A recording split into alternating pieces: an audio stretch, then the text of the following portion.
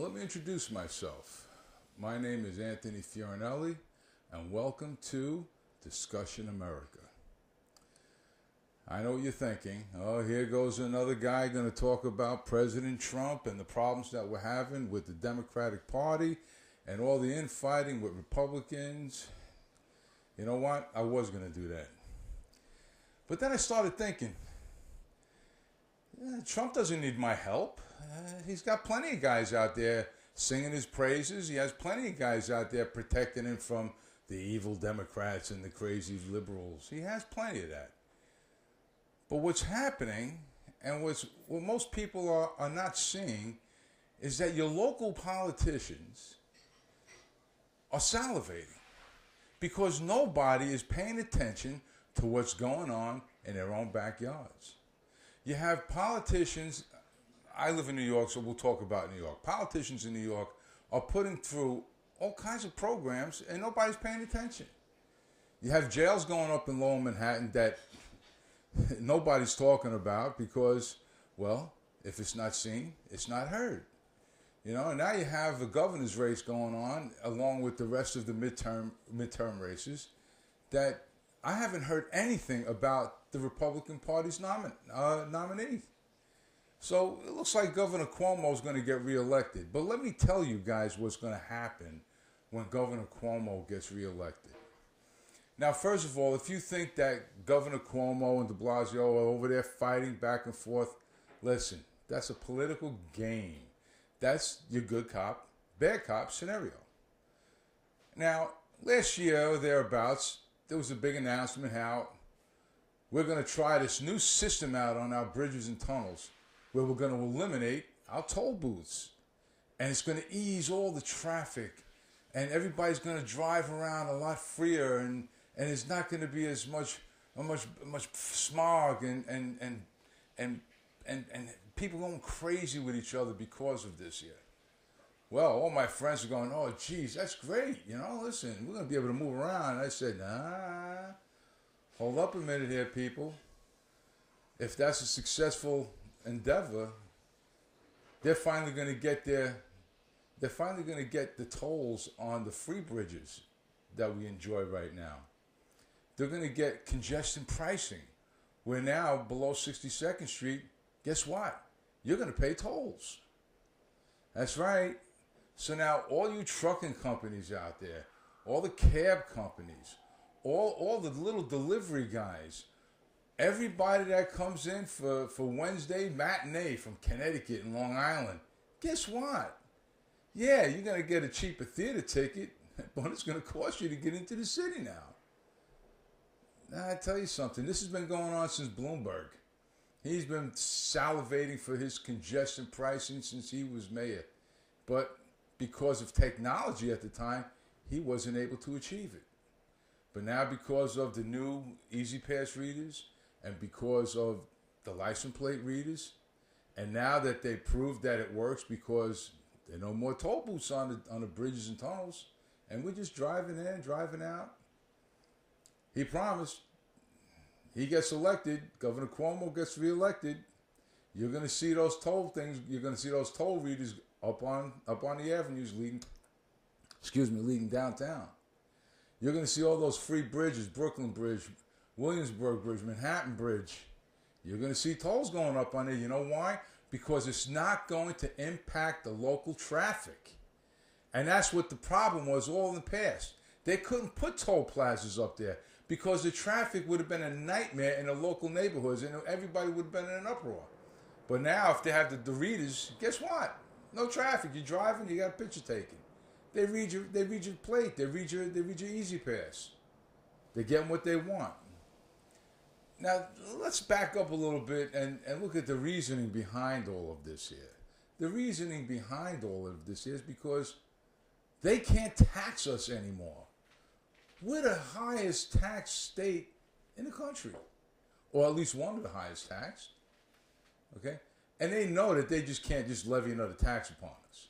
So they come up with these brilliant new ideas that are going to bring revenue into the city, into the state. But now, where's that money going? You know, I remember tolls, they used to be 50 cents to go over a bridge. What is it now? 5 and change if you have Easy Pass, $8 if you're paying cash?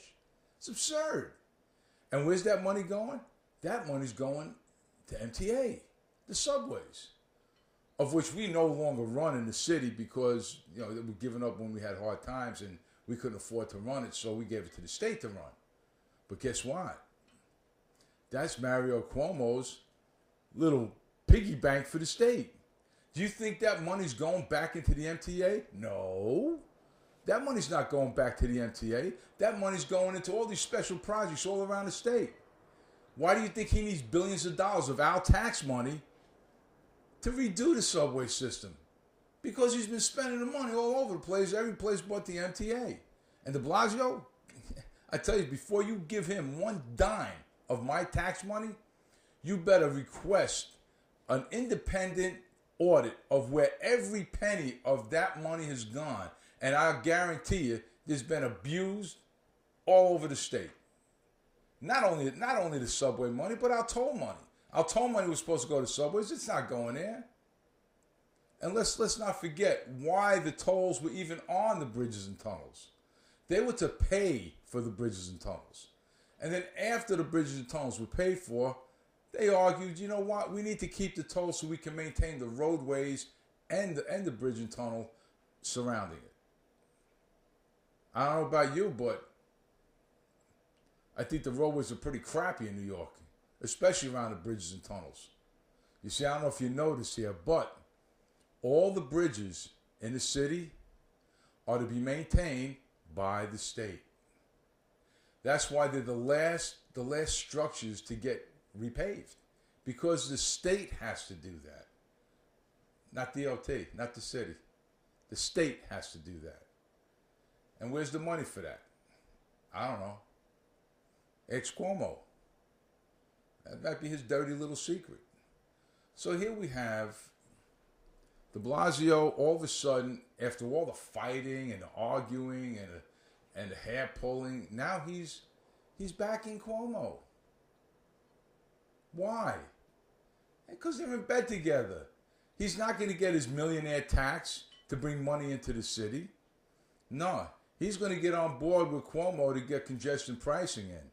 So guess what? He's going to get a piece of that pie so he can put some money into the coffers of the city. As Cuomo goes around and spends money all over the place for whatever project, whatever pet project he has. So now I'm not talking to just the Republicans here, because God knows New York is not a Republican state, it's a Democratic state. I'm talking to you intelligent people out there that you vote. You vote for these people. It's a Democratic state. You Democrats vote for these guys. When these guys get in office and you realize how they're raping us, how they're shoving these programs down our throats, and you wonder why nothing's getting done, look at where the money's going. You need to follow the money trail. And I'm not just talking about the MTA. Another important race that's happening in the state, is the Attorney General. Forget about having Cuomo's crony going in there. Nothing will get done. It'll be as usual. We need somebody in there that's got the guts to have an independent audit of every, not just the MTA, of every agency in this city and state. We need to find where this money is, because this is one of the largest cities in the world. You're going to tell me that there isn't money? How many millions of people ride that subway system every day? How many millions of people, commercial vehicles, go over our bridges, go through our tunnels every day?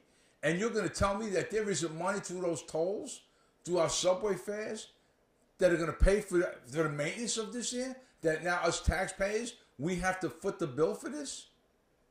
That the mayor is going to pony up several $1 billion because Cuomo's asking for it? Yeah, I don't think so. But remember something.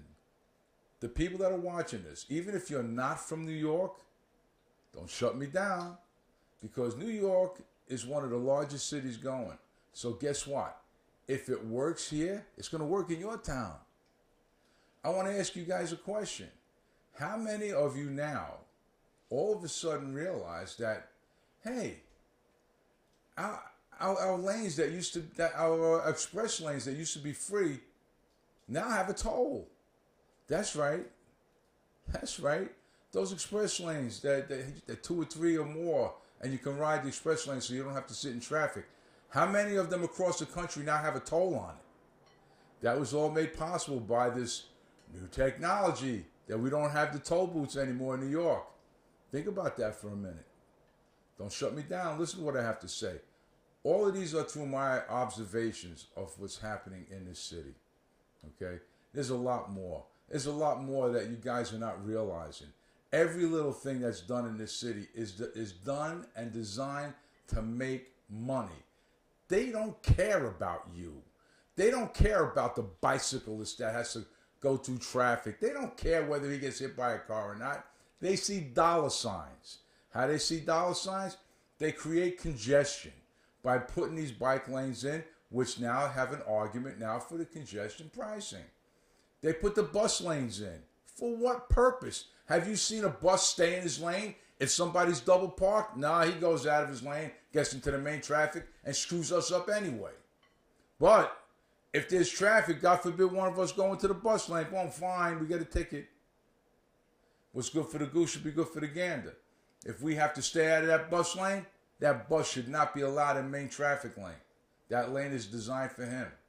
If you're going to give that guy his double parked a ticket because he's blocking a bus lane, you know what? Too bad. He gets the ticket. Okay, fine. That bus should not be in main traffic. I don't care what his schedule is.